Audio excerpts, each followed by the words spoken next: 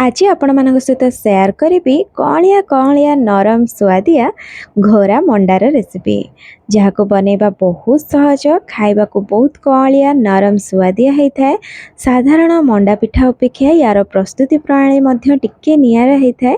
आग को माँ लक्ष्मी सुदर्शा व्रत पूजा आसूची याकू आपण बनईकि माँ पाखे भोग लगे पारे। आशा करुचे आपण मानक ये रेसिपी हेल्पफुल हम भल लगे ताले भल लगे प्लीज गोटे लाइकटे करदे, फ्रेंड फैमिली मेंबर सहित शेयर करदे, नुआ आसले चैनल को सब्सक्राइब करदे।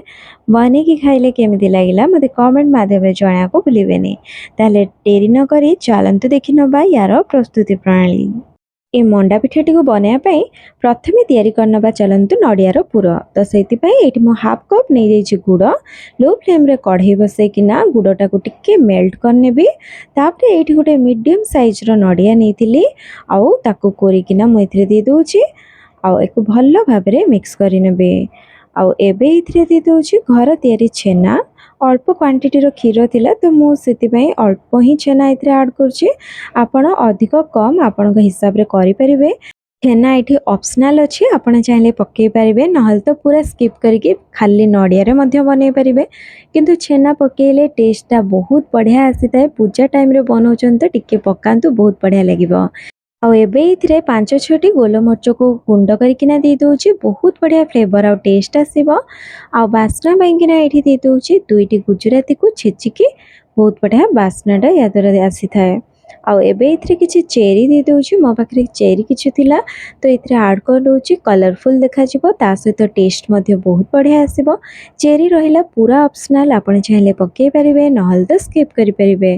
तापरे इथिरे दे दोछि अल्प टिके गुआ घी पकेबा द्वारा बहुत बढ़िया पूरा रे बास्ना आसी थाए। जदि केबे ट्राई करनांदी ताले निहाती बनेकी देखंतु पूराटा बहुत बढ़िया बास्ना आसीबो। आउ एबे एठी देखंतु नड़िया पूरा बहुत बढ़िया भाव में हो गलानी। बेसी सुखिला करिवेनी, पूरा टिके चुकचुकिया रहले टेस्ट आसीबो। आउ एबे को छाड़ी देबे पूरा ठंडा हवा पई। आउ एपटे मु पिठा पाइना चाउल बतरी नहीं। एठी मु 1 कप चाउल नहीं जाइए आ ताको 5 ରୁ 6 घंटा पर्यंत पानी रे भिजेकिना रखी नहीं। चाउल को मु एई मेजरमेंट कप रे 1 कप मापिकिना नहीं।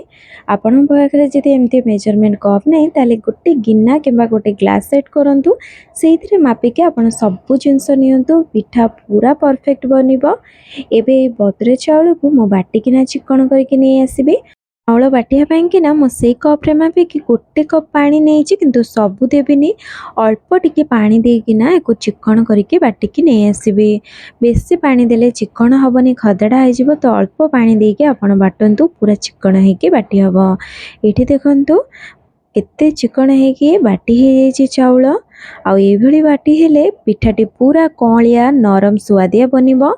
चाउल को चिकन करके बाटी सारा पर बाकी रखिथिबा सब पानी को एथिरे दे देबी। एठी मु टोटल 1 कप मु एथिरे पानी दे देछि। आ एटा को देकिना भल्लो भाव रे मिक्स करनेबी। चाउल बटाटी जेमती आमे झोटी चिता दबा पेंकिना हेथाए आणंटी से भली भाव रे एठी चाउल बटाटी हबा दरकार, ताहले जाइकिना पिठाटी पूरा परफेक्ट बनिबो। पिठा पाई चाउल आण तो प्रस्तुत हो गला। एबे चलंतु बनेबा। तो सेति गैस ऊपर मीडियम फ्लेम रे बस नहीं गोटे कढ़ई। एबे इथिरे दे देबे जो थिरे मु चाउल को मापिकी नहीं सेथिरे मु 1 कप पानी मापिकी नहीं जाउची। आ सेथिरे मु 1 कप क्षीर मापिकी नहीं जाउची। आ एठी आपण सब जिंस को मेजर करके दियंतु, पिठा पूरा परफेक्ट बनिबो। आ एबे देकिना क्षीर आ पानी को देकी भल भाव में फुटिया पाई छाड़ी देबी।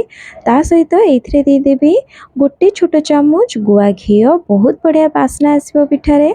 पिठार टेस्ट को बढ़िया पाइना एठी 5 चामच दे देबी चीनी। आ चीनी दे सल्ला परे को भल भाव में गोळी देबी। एमती चीनीटा टिके मेल्ट हो जिवो। आ एबे एथिरे दे देबी स्वाद अनुसार हल्का टिके लूण। आ एको देकिना एको मध्य गोळी नेबे। फुटिबा पाई छाड़ी देबे। देखंतु हल्का हल्का फुटी आसिलानी, आ बबल्स भी उठी आसिलानी। एबे इथिरे चाउल बटाटा को देबी। चाउल बटाटा को गोटे हाथ रे धरिबे आ गोटे हाथ रे गोळेबे। एमिति पकेबे आ फ्लेम को पूरा लो करदेवे। लो फ्लेम रे ही पकेबे गोलेबे आ जहाँद्ୱାରା कि जंतुणीटा बहुत बढ़िया भाव में प्रस्तुत हम, लम्स रही गेटा हेनी, बहुत बढ़िया भाव में हम। तो ये आपन को टिके टाइम लगे किंतु लो फ्लेम रे एको ये गोलेबे। गोलेबा द्वारा चिकन होकिना बनब।